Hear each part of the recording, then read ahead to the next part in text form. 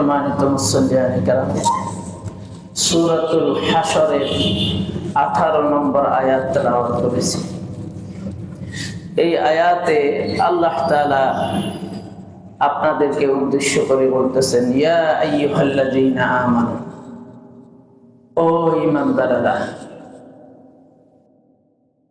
এই যে আল্লাহ তাআলা কোরআনুল কারীমের বিভিন্ন সূরায় বিভিন্ন আয়াতে আমাদেরকে ও ঈমানদারেরা বলে ডাকতেন, এই ডাকটা হচ্ছে মায়া ভরা ডাক। এই ডাকের মধ্যে স্নেহ, মায়া, মমতা জড়িয়ে আছে। কোরআনুল কারীমে আল্লাহ তাআলা আমাদেরকে কয়েকভাবে ডেকেছেন। কখনো আল্লাহ তাআলা সম্বোধন করেছেন, ইয়া আইয়ুহান নাস, হে মানুষ। আবার কখনো আল্লাহ তাআলা আমাদেরকে ডেকেছেন, ইয়া আইয়ুহাল ইনসান, হে মানুষ। আবার কখনো আল্লাহ তাআলা ডাক দেন, ইয়া আইয়ুহাল্লাযীনা আমানু। পাকিস্তানের বিখ্যাত একজন মুফাসসির তিনি বলেন যে এই ডাকগুলির ভিতরে পার্থক্য আছে। কি পার্থক্য? বলে এই পার্থক্যটা আমরা আমাদের সন্তানদেরকে ডাক দেওয়ার বেলায়ও এই পার্থক্যটা করে থাকি। কখনো আমরা আমাদের সন্তানদেরকে আমরা ডাক দেই, এই আব্দুল্লাহ এদিকে আসো। যখন সন্তানকে এইভাবে আমরা ডাকি, তো সন্তান বুঝে ফেলে যে বাবার মোড আজকে তেমন একটা ভালো না, মনে হয় রেগে আছে। সন্তান বুঝে ফেলে। তখন সন্তান বাবার কাছে অত্যন্ত সন্তর্পণে ভয়ে ভয়ে নত হয়ে সামনে এসে দাঁড়ায়। আবার কখনো বাবা সন্তানকে ডাক দেয়, বাবা আর সন্তানের মধ্যে যে একটা পিতৃত্বের সম্পর্ক আছে, ওই সম্পর্কটা ধরে। বাবা কখনো ওই সম্পর্ক ধরে সন্তানকে ডাকে, আব্বু এদিকে আসো। যখন এইভাবে ডাকে, তখন সন্তানের মনের মধ্যে আনন্দ উতলে ওঠে। সে মনে করে যে বাবার মোড আজকে ভালো আছে, আমাকে বড় আদর করে স্নেহ ভেজা কণ্ঠে ডাক দিয়েছে। তো পাকিস্তানের বিখ্যাত মুফাসসির তিনি বলেন, ঠিক তেমনি ভাবে আল্লাহ তাআলাও আমাদেরকে ওই পার্থক্য করে ডাক দেন। কখনো আল্লাহ পাক রব্বুল আলামিন আমাদেরকে ডাকেন, ইয়া আইয়ুহাল ইনসান মা গাররাকা বিরাব্বিকাল কারীম, হে মানুষ, তোমার রবের ব্যাপারে তোমাকে কিসে ধোঁকায় ফেললো? কেন তোমার রবকে তুমি ভুলে গেলে? কখনো আল্লাহ পাক রব্বুল আলামিন ডাক দেন, ইয়া আইয়ুহান নাসু তাকু রাব্বাকুম ইন্না জালজালাতাস সাআতি শাইউন আযীম। আবার কখনো আল্লাহ পাক রব্বুল আলামিন আমাদেরকে ডাক দিয়ে বলেন, ইয়া আইয়ুহাল্লাযীনা আমানু, ও আমার ঈমানদার বান্দারা। যখনই আল্লাহ পাক রব্বুল আলামিন আমাদেরকে ঈমানদার বলে ডাক দেন, তখন আমাদেরকে বুঝতে হবে এই ডাকটা বড় মায়ার ডাক। আমাদের মাঝে আর আল্লাহর মাঝে যে সম্পর্ক আছে সেটা হলো ঈমানের সম্পর্ক। ওই ঈমানের সম্পর্ক ধরে আল্লাহ তাআলা স্নেহ ভেজা মায়া ভরা কণ্ঠে আমাদেরকে ডাক দিয়েছেন। এই জন্য এই ডাকটাকে আমাদের মূল্যায়ন করতে হবে, এটাকে গুরুত্ব দিয়ে মনোযোগ দিয়ে শুনতে হবে। আল্লাহ তাআলা আমাদেরকে মায়া ভরা স্নেহ ভেজা কণ্ঠে আমাদেরকে ডাকতেন। তো এই আয়াতে আল্লাহ তাআলা আমাদেরকে মায়া ভরা কণ্ঠে ডাক দিয়ে বলতেছেন, ও ঈমানদাররা, ইত্তাকুল্লাহ, আল্লাহ তাআলাকে ভয় করো। ওয়ালতানজুর নাফসুম মা কদ্দামাত লিগাদিন ওয়াত্তাকুল্লাহ। আর প্রত্যেকটা মানুষের উচিত চিন্তা করা, প্রত্যেকটা মানুষের উচিত তার আখিরাত নিয়ে ফিকির করা, যে তার আখিরাতের পুঁজি কি, কামাই কি, আল্লাহর সামনে কি নিয়ে দাঁড়াবে। এই চিন্তাটা প্রত্যেকটা মানুষের করা উচিত।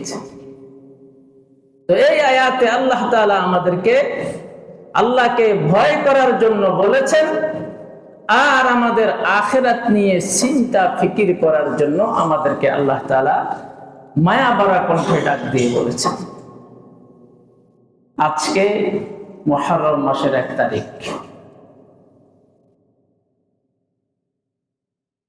নতুন আরবি বর্ষে, হিজরি নববর্ষে আমরা প্রবেশ করলাম। অত্যন্ত গোপনে, অত্যন্ত নিরাপত্তার সাথে আমাদের কাছে হিজরি নববর্ষ চলে আসলো। কোনো ডাকডোল নেই, ঘটা করে কোনো অনুষ্ঠান নেই, ফটকাবাজি নেই, আতশবাজি নেই। অত্যন্ত নীরবে আসলে। এই জন্যই ফটকাবাজি, আতশবাজি, ঢাকঢোল এগুলোকে ইসলাম পছন্দ করে না। নতুন বছরকে স্বাগত জানানো উপলক্ষে। কিন্তু তার মানে আবার এই নয় হিজরি নববর্ষ আসছে যাচ্ছে এটার ব্যাপারে কোনো মুসলমান খবরও রাখবে না, ব্যাপারটা এমন। হিজরি নববর্ষ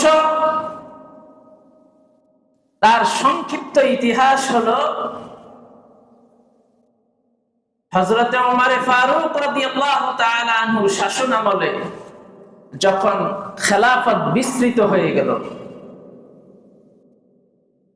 তো বিভিন্ন জায়গা থেকে অফিসিয়াল চিঠিপত্র আসে এবং এগুলি আসার পরে পড়া হয়, রাখা হয়। 1 বছর চলে যাওয়ার পরে যখন আবার সেগুলি নেওয়া হয়, তখন সেখানে মাস উল্লেখ থাকে, সন উল্লেখ থাকে না কোন বছরে। একটা জটিলতায় পড়তে হয়। তখন খলিফাতুল মুসলিমিন ওমর রাদিয়াল্লাহু তাআলা আনহু এবং সাহাবায়ে কেরাম সহ পরামর্শ বসলেন যে সনের ব্যাপারটা নির্দিষ্ট করতে হবে, সন চালু করতে হবে, প্রবর্তন করতে হবে। তো পরামর্শে যখন বসলেন, তখন কোন সাহাবায়ে কেরাম পরামর্শ দিলেন যে আল্লাহর নবীর জন্ম তারিখ থেকে হিজরি সনের গণনা করা হোক। কেউ কেউ বললেন বদর যুদ্ধের, যেদিন বদর যুদ্ধ সংগঠিত হয়েছে, ওইটাও ইসলাম দুনিয়ার জমিনে প্রতিষ্ঠিত হওয়ার জন্য একটা টার্নিং পয়েন্ট, সেদিন থেকে গণনা করা হোক। আবার কেউ কেউ বললেন যেদিন সর্বপ্রথম কোরআন অবতীর্ণ হয়েছে, মানবতার জন্য শ্রেষ্ঠ উপহার আল্লাহ তাআলা আমাদের জীবন বিধান যেদিন থেকে আমাদের উপরে প্রেরণ করা শুরু করেছেন, ওই দিন থেকে গণনা করা হোক। আলোচনা পর্যালোচনায় এই তিনটার কোনটাই গৌণ বিষয় হিসাবে উঠে আসলো না। আলোচনায় যেটা উঠে আসলো, কিছু সাহাবায়ে কেরাম বললেন যে যেদিন আল্লাহর নবী মক্কা থেকে মদিনায় হিজরত করেছেন, ওই হিজরতের দিন থেকে, ওই সময়টাকে কেন্দ্র করে হিজরি সনের গণনা শুরু হল। তখন এই বিষয়টা, এই প্রস্তাবটা সকলে গুরুত্বের সাথে গ্রহণ করলেন যে হ্যাঁ, এটাই সবচাইতে গুরুত্বপূর্ণ পয়েন্ট। হিজরতের সাথে, আমাদের মুসলমানদের উত্থান আর পতনের সাথে, এবং আমাদের ইসলামের ইতিহাসের অনেক ঘটনা এখানে জড়িত। এই হিজরতকে ফলো করে হিজরি সনের প্রবর্তন করলে যুগের পর যুগ মুসলমানদের মধ্যে এটা ইসলামী চেতনা সৃষ্টি হিসাবে এটা কাজ করবে, মুসলমানদের মধ্যে এটা ক্রিয়া প্রতিক্রিয়া করবে। আল্লাহর নবী যেদিন নিজের মাতৃভূমিকে লক্ষ্য করে বলেছিলেন যে আমার তোমাকে ছাড়তে মন চাচ্ছে না, কেঁদে কেঁদে নিজের ভিটা মাটি ছেড়ে কান্না করে করে বুক ভাসিয়ে দাড়ি ভিজিয়ে তিনি মদিনায় চলে এসেছিলেন। তো সেই দিন থেকে সেই সময়টাকে কেন্দ্র করেই সকলের সিদ্ধান্ত ক্রমে হিজরি সনের গণনা শুরু হলো। হিজরতের এই গণনা, হিজরি সনের গণনা, এটার হিসাব রাখা ইসলামী বিধান মতে ফরজে কিফায়া। ফরজে কিফায়া মানে জানাজার নামাজ যেরকম সামনে উপস্থিত এলাকার 10-12 জন 100 জন 150 জন মিলে পড়ে দিল, সকলের পক্ষ থেকে আদায় হয়ে গেল, কেউ গুনাহগার হলো না। এই হিজরি সনের হিসাব রাখা গতকালকের সূর্যাস্তের মধ্য দিয়ে 1447 হিজরির সূচনা হলো। এটার হিসাব রাখা ফরজে কিফায়া। কোন মুসলমানই যদি না রাখে তাহলে সকলেই গুনাহগার হবে। এজন্য আর এই হিজরি সনের গণনার সাথে, এই সালের সাথে, এই তারিখ হিসাব সাল এগুলোর সাথে আমাদের সমস্ত ইবাদত বন্দেগী জড়িত। আপনার রোজা, আপনার হজ, আপনার কোরবানি, আপনার ঈদ কোনটাই ইংরেজি মাসের তারিখ হিসাবে হয় না। চাঁদ যখন উদিত হয়, চাঁদের তারিখকে কেন্দ্র করে আপনার এগুলো নির্ধারিত হয়। আপনার ঈদ, আপনার রোজা, আপনার হজ, আপনার কোরবানি, এগুলি সবকিছুকেই এভাবে অনেক ইবাদত বন্দেগী যেগুলি এই হিজরি সনের সাথে এবং চাঁদের তারিখের সাথে সম্পৃক্ত। সৌরবর্ষ ইংরেজি বর্ষ ইংরেজি তারিখের সাথে সম্পৃক্ত না। এজন্য এটা আসলে আমরা এটার খোঁজখবর রাখা, এটার যে ইতিহাস আছে, এই হিজরি সনের গোড়াপত্তনের যে ইতিহাস আছে সেটা স্মরণ রাখা, আল্লাহর নবীর সেই ত্যাগের ইতিহাস মনে আনা, সামনে আনা, এগুলি আমাদের মুসলমান হিসেবে করণীয় দায়িত্ব। হিজরি সন আমাদের সামনে চলে আসলো। আজকে 1 তারিখ মুহররম। একটা বছর যখন শুরু হয় এবং আরেকটা বছর যখন শেষ হয়ে যায়, একটা বছরের বিদায় লগ্নে আর আরেকটা বছরের সূচনা লগ্নে আমাদের মুসলমানদের অনুভূতি কি হওয়া উচিত? আমরা কি এটাকে আনন্দের সাথে গ্রহণ করব, ঘটা করে অনুষ্ঠান করব, পার্টি করব, ফটকাবাজি করব, না কি করব? আমাদের অনুভূতিটা কেমন হবে? তো আমাদের অনুভূতি যেটা হবে, হওয়া উচিত, আরবের এক কবি সেটাকে খুব সুন্দর করে ফুটিয়ে তুলেছেন যে একটা বছর যখন বিদায় নিবে, আরেকটা বছর যখন শুরু হবে, এর মধ্যে একজন মুমিন, আল্লাহ ভক্ত, আখিরাত কেন্দ্রিক একজন মুমিনের অনুভূতি কেমন হবে সেটা তিনি ফুটিয়ে তুলেছেন। তিনি বলেন, ইয়াসুরুল মারউ মা যাহাবাল লায়ালি ওয়ালাকিন্না যিহাবাহুন্না লাহু যিহাবা। ইয়াসুরুল মারউ মা যাহাবাল লায়ালি ওয়ালাকিন্না যিহাবাহুন্না লাহু যিহাবা। একটা রাত চলে গেলে রাতের পরে একটা নতুন সূর্যোদয়ের মাধ্যমে নতুন ভোর আমরা পাই। নতুন ভোরের আলোয় যখন দুনিয়া আলোকিত হয়, মানুষ আনন্দিত হয়, তেমনি ভাবে একটা বছর যখন বিদায় নিয়ে চলে যায়, তখন আরেকটা নতুন বছরের শুরুতে মানুষ আনন্দিত হয়, নতুন করে জীবনের সবকিছু গোছানোর চেষ্টা করে, জীবনকে আরো আনন্দময় করে তোলার, আলো পারো থাকার জন্য, আরো কামাই রোজগারের জন্য, আরো কিছু সম্পদ কামানোর জন্য চিন্তা ভাবনা করে থাকে। এই করতে হবে প্ল্যান করে থাকে। কবি বলেন, আমি সেইগুলো চিন্তা করি না, মানুষ যেগুলো চিন্তা করে। ইয়াসরুল মারউ মা যাহাবাল লায়ালি, একটা বছর চলে গেলে আরেকটা বছর যখন আসে মানুষ আনন্দিত হয়, আমি আনন্দিত হই না। কেন আনন্দিত হই না? এই জন্যই আমি আনন্দিত হই না, একটা বছর যে চলে গেল, আমার জীবনের দেয়াল থেকে 365টা ইট খসে পড়ে গেল। ধীরে ধীরে সিগারেটের মধ্যে টান দিলে যেমন সিগারেটটা জ্বলে জ্বলে ছোট হয়ে যায়, একটা বছর চলে যাওয়া মানে আমার জীবনটা ছোট হয়ে আসতেছে, আমি কবরের দিকে এগিয়ে যাইতেছি। সুতরাং এই অবস্থাতে আনন্দিত হওয়া এটা আমার উচিত না।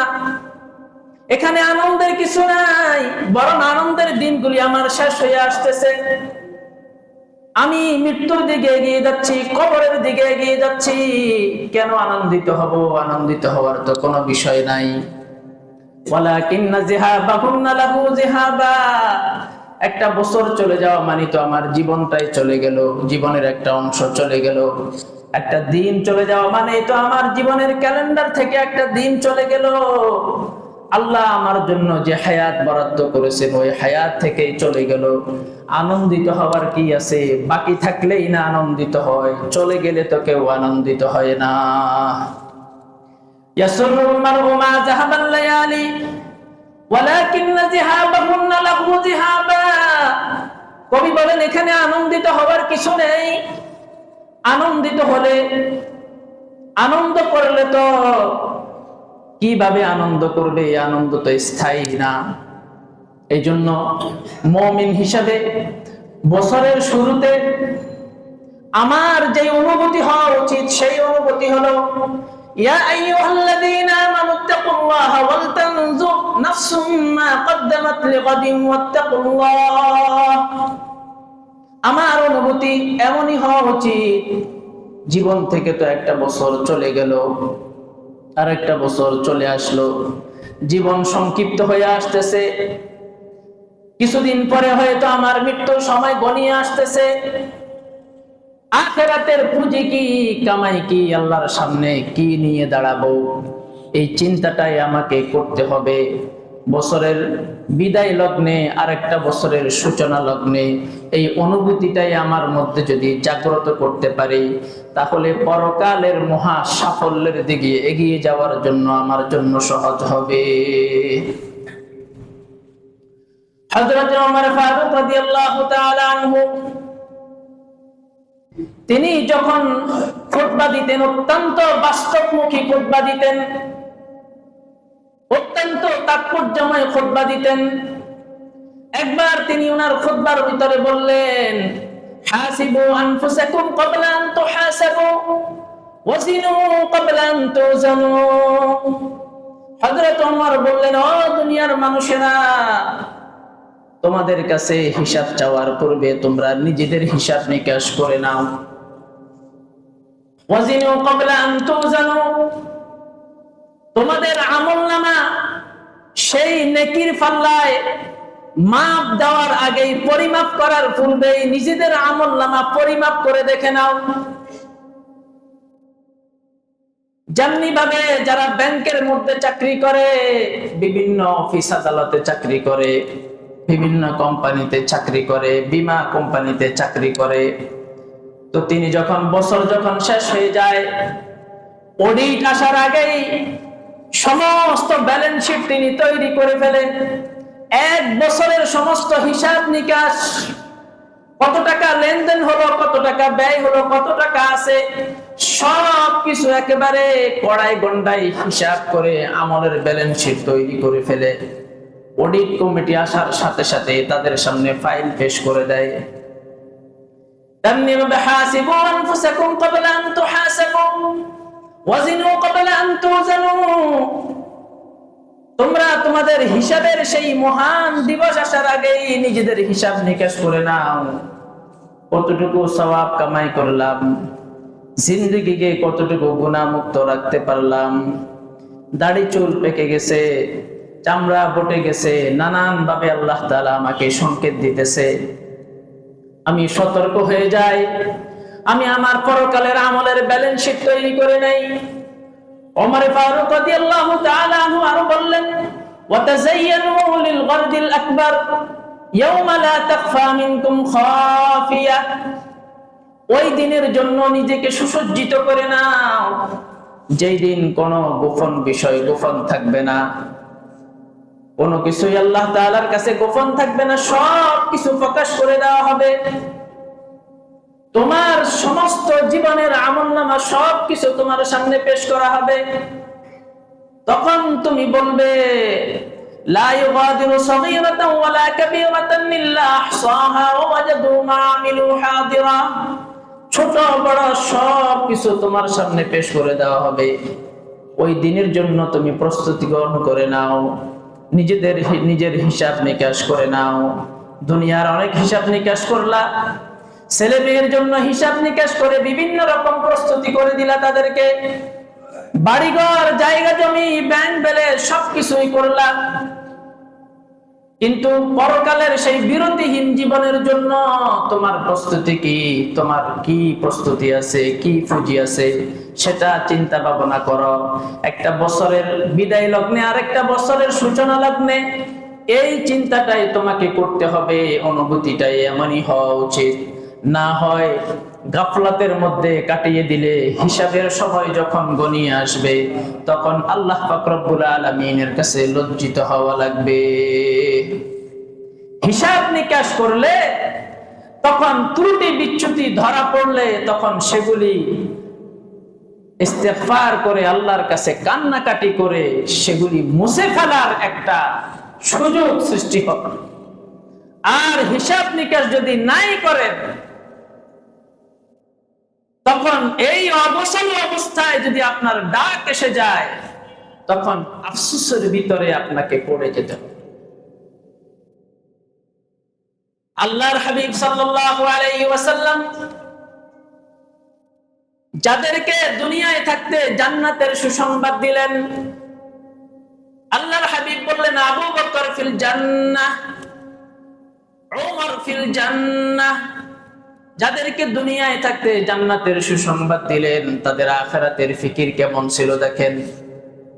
এক রাতে হযরত ওমর ফারুক রাদিয়াল্লাহু তাআলা আনহু নামাজের মধ্যে দাঁড়িয়ে একটা আয়াত পড়তেছেন, ওয়াকিফুহুম ইন্নাহুম মাসউলুন। এই আয়াতের ভিতরে পরকালের একটা চিত্র ফুটে উঠেছে। হযরত ওমর ফারুক রাদিয়াল্লাহু তাআলা আনহু নামাজের মধ্যে আয়াত পড়তেছে, কান্না করতেছে, কান্না করতে করতে আওয়াজ অনেক বেশি উঁচু হয়ে গেল। নামাজ যখন শেষ হলো সাহাবায়ে কেরাম বললেন, হযরত এই আয়াত তো আপনার ব্যাপারে অবতীর্ণ হয় নাই, আপনি কেন এইভাবে চিৎকার করে কান্নাকাটি করতেছেন? এটা তো আপনার ব্যাপারে না।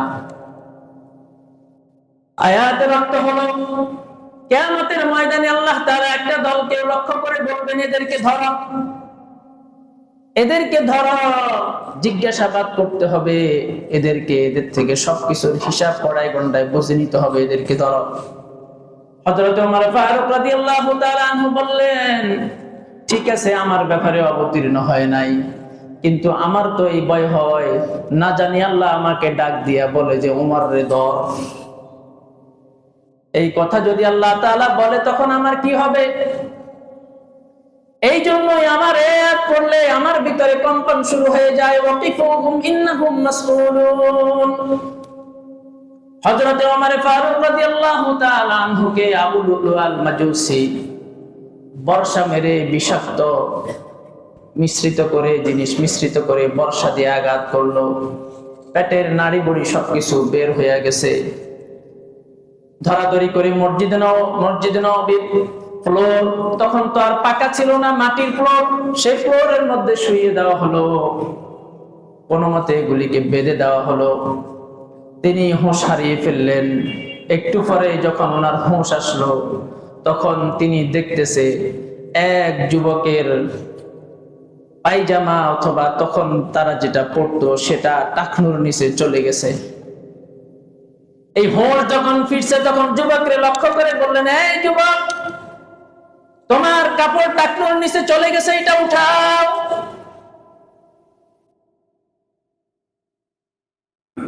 এরপরে হযরত ওমর ফারুক রাদিয়াল্লাহু তাআলা আনহু মসজিদের ফ্লোরের মধ্যে চলে যাবে জীবনের অন্তিম মুহূর্তে, জীবনের একেবারে পড়ন্ত বিকেলে একটু পরে চলে যাবেন, শেষ নিঃশ্বাস ত্যাগ করবেন।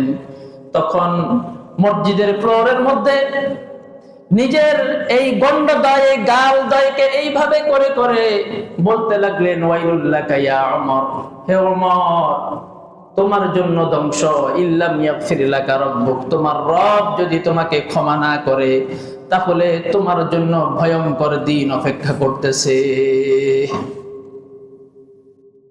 কোন ব্যক্তি যাকে দুনিয়ায় থাকতে আখিরাতের জান্নাতের সুসংবাদ দিয়ে দেওয়া হয়েছে, সেই ব্যক্তির পরকাল নিয়ে এত চিন্তা, পরকাল নিয়ে এত ভয়। হযরত সাইয়্যিদনা আবু বকর রাদিয়াল্লাহু তাআলা আনহু তিনি মাঝে মধ্যে দূরে চলে যেতেন।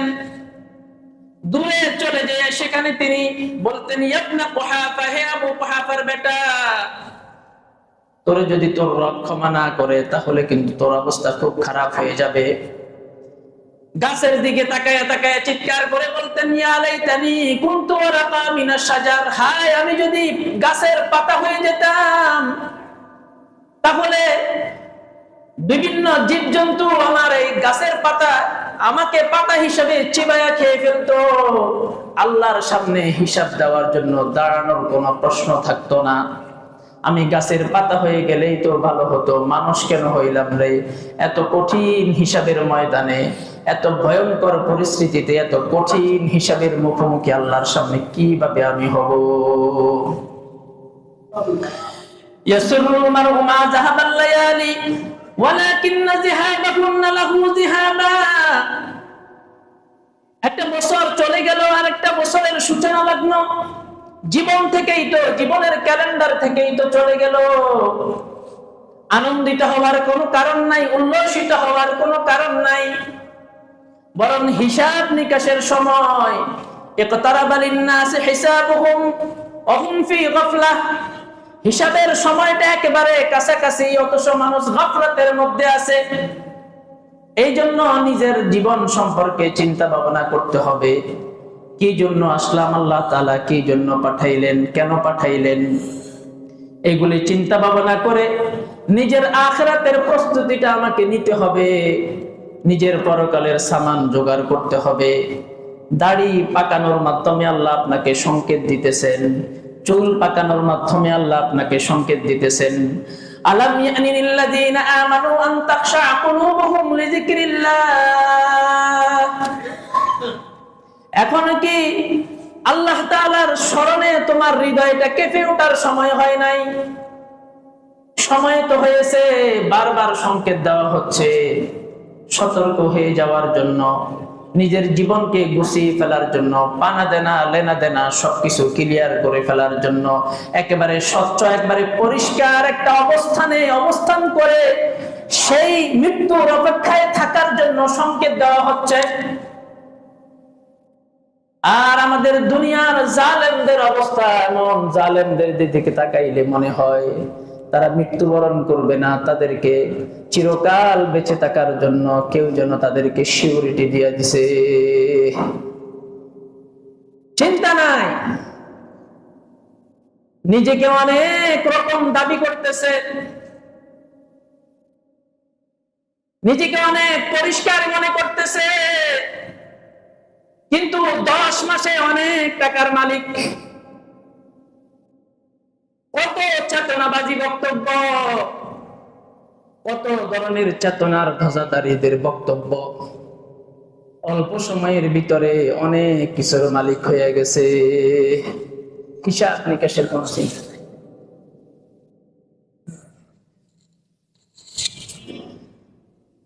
নিজেরা তো করেই না নিজেদের চিন্তা, ইসলামের ব্যাপার আসলে, রাসূলুল্লাহর ব্যাপার আসলে সেখানেও তাদের ইসলামকে সাপোর্ট করে একটা বক্তব্য দিতে মনে চায় না। আবার ইসলামের চেতনা, মুসলমানদের চেতনাকে পুঁজি করে তারা সবকিছু করলো, সবকিছুর মালিক হলো। একবারের জন্য চিন্তা করে না আমাকে তো হিসাব দিতে হবে। আবার যেখানে নিজের পুঁজি দরকার, বাস ইসলামের বক্তব্য টেনে সেখানে বক্তব্য দিয়া বাস পার পেয়ে চলে আসতেছে।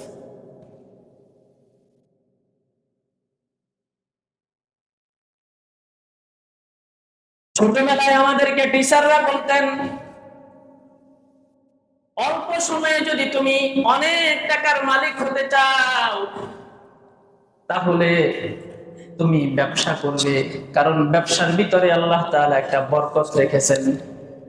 নবীরা ব্যবসা করেছে, সমস্ত ইমামরা ব্যবসা করেছে, সাহাবায়ে কেরাম ব্যবসা করেছে। ব্যবসার ব্যাপারে অনেক বেশি সুসংবাদ আছে।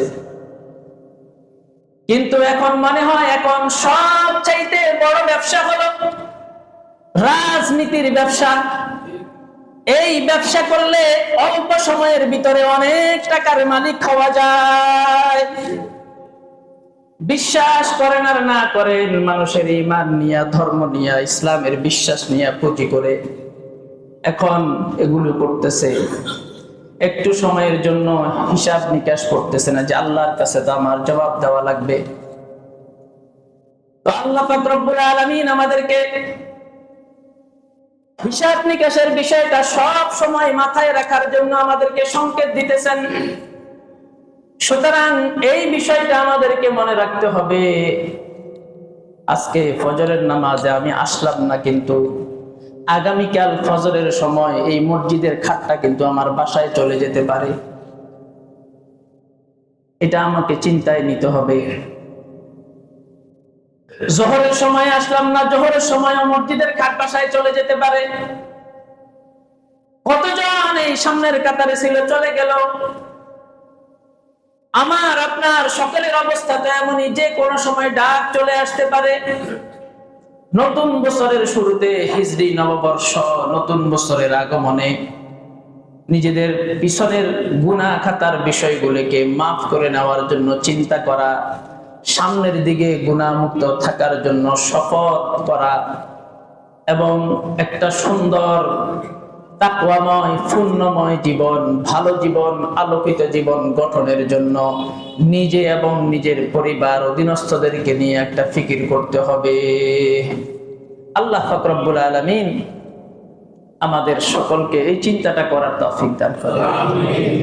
ইয়া আইয়ুহাল্লাযীনা আমানুত্তাকুল্লাহা ওয়াল তানজুর নাফসুম মা কদ্দামাত লিগাদিন ওয়াত্তাকুল্লাহ। পরকালের চিন্তা প্রত্যেকটা মানুষের উচিত তার পরকাল নিয়ে চিন্তা ভাবনা করা, আল্লাহর সামনে কি নিয়ে দাঁড়াবে এই চিন্তাটা আমাদের প্রত্যেকের ভিতরে নিয়ে নিতে হবে। আমাকে আপনাকে এই চিন্তা করা, এটা আমাকে করতেই হবে। এটা যদি না করি তাহলে আমার এই দুনিয়ায় পাঠানোর যে লক্ষ্য উদ্দেশ্য সেটাই ব্যর্থ হয়ে যাবে। এই জন্য যত পারবেন এই বছরের শুরুতে আপনি শপথ করবেন, যত পারি ভালো কাজ করব, খারাপ কাজ থেকে বিরত থাকব। আল্লাহ তাআলা আমাদের সকলকে কবুল ও মঞ্জুর করেন। আমাদের এই মসজিদকে আল্লাহ তাআলা কবুল ও মঞ্জুর করেন। এই মসজিদের মুসল্লিয়ানে কেরাম কমিটি আগে যারা ছিল, মারা গেছে, আল্লাহ তাদের সকলকে মাফ করে দেন। আর এই বর্তমান যারা মুসল্লি আছে, যারা কমিটির লোক আছে, যারা আছেন, সকলকে আল্লাহ তাআলা সেই পরকালের সামানা পুঁজি যোগানোর জন্য সেই ফিকির আমাদের সকলকে করার তৌফিক দান করুন। আসসালামু আলাইকুম ওয়া রাহমাতুল্লাহি ওয়া বারাকাতুহু।